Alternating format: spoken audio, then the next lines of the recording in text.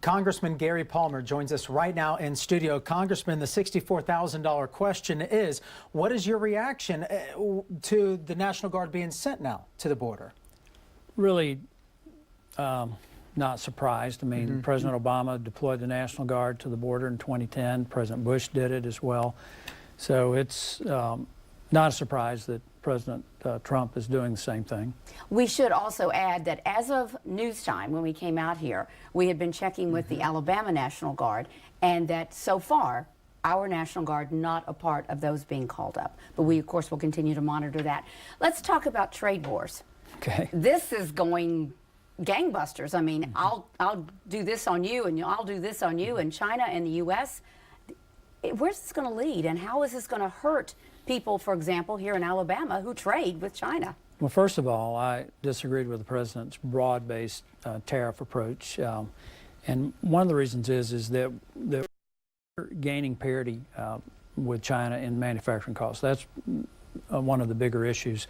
And as I pointed out to the leadership, the Republican leadership in the House, there was a study that came out of a group in Boston that showed that in 2015 that we were within 5% of China in manufacturing costs in 2015, primarily because of productivity and lower energy costs. We've had a massive renaissance in energy, and it's brought the price, for instance, of natural gas down. And they predicted that by 2018 we would be 2 to 3% less expensive.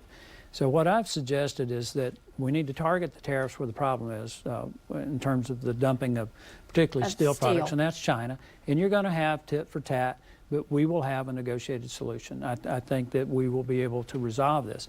But what we really need to do for our economy is press our energy